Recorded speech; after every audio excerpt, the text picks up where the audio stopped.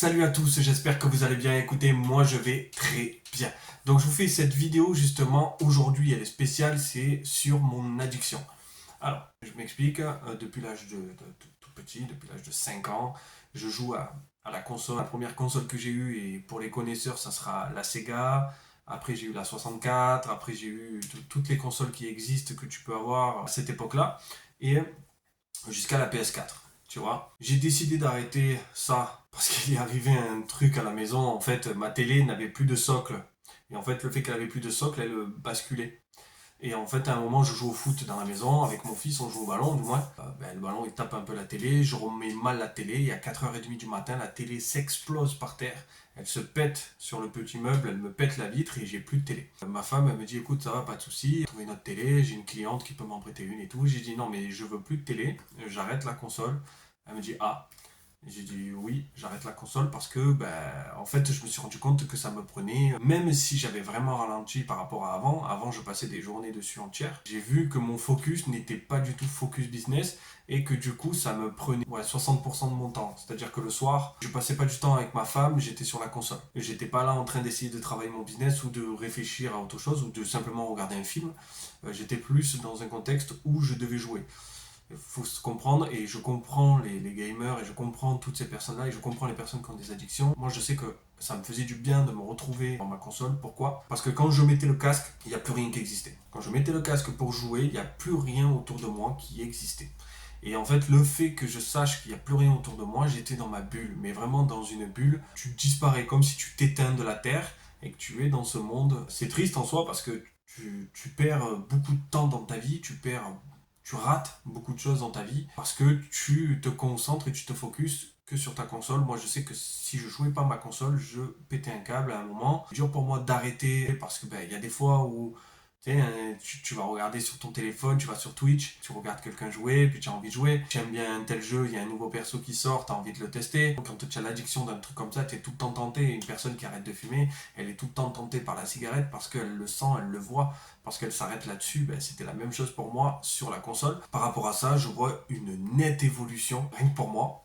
Et dans ma famille, je gâche pas les mêmes énergies. Pas que sur mon business, je le travaille plus, donc j'ai plus de résultats. Voilà, c'est fou comme en fait une addiction comme ça peut te massacrer intérieurement sans que tu t'en rends compte.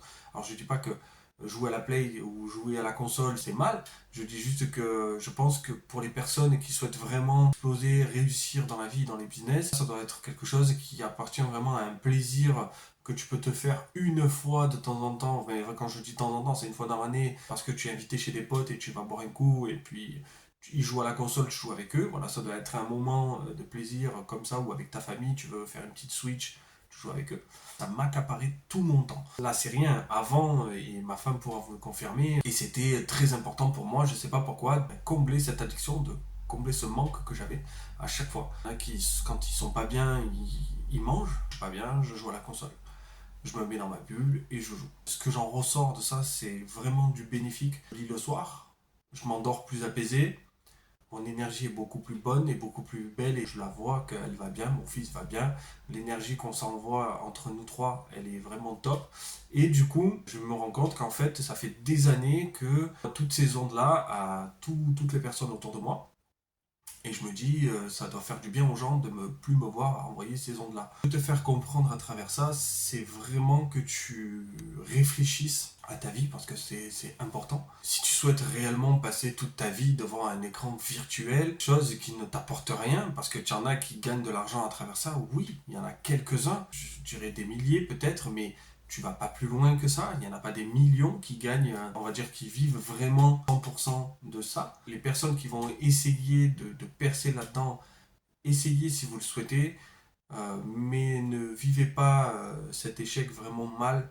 Au contraire, rebondissez et voyez quelque chose d'autre. Essayez de transformer cette addiction différemment. Je sais que quand j'ai arrêté, je me suis malheureusement encore une fois tourné vers la bouffe, parce que tout le monde se tourne vers la bouffe, parce que qu'est-ce que c'est bon de manger. Donc, du coup, tu te tournes vers autre chose, mais en même temps, j'ai repris mon sport. Il m'a fallu facile un mois à digérer le fait d'arrêter la console. Vraiment forcé à ne pas penser à ça. parce que surtout les 15 premiers jours, j'y pensais énormément, ça me hantait, j'avais envie d'y jouer, j'étais sur les nerfs, j'étais horrible. Alors j'ai pas été méchant, mais j'étais horrible à la maison, je pouvais pas communiquer avec ma femme, je m'emballais direct. C'est comme si tu arrêtes de fumer, c'est vraiment des addictions de merde, il faut dire ce qui est, c'est de la merde. Donc surtout, prends bien en compte que tu n'as qu'une vie, que je regrette pas d'avoir fait ça, c'est mon choix. Personne, je t'oblige à rien à changer ou à faire ce que tu veux. Un petit conseil qu'on n'a qu'une vie et que vraiment, les yeux et vraiment, tu verras comme la vie et le monde, il est merveilleux. Je te souhaite une bonne journée et je te dis à bientôt. Ciao, ciao.